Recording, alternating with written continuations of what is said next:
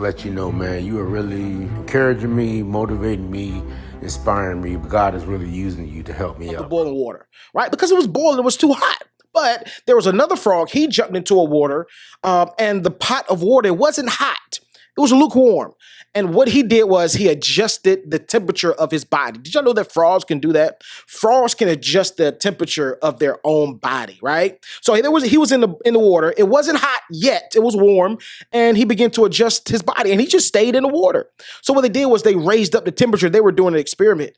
They raised up the temperature, and he began to adjust his body again.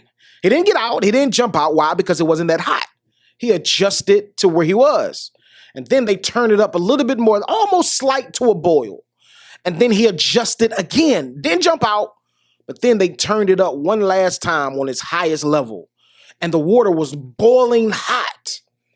He couldn't adjust anymore. He had already adjusted as high as he could adjust. The only thing he can do at this point was jump. But since he had adjusted along the way, his muscles had extracted, and it was too tight. He couldn't jump out.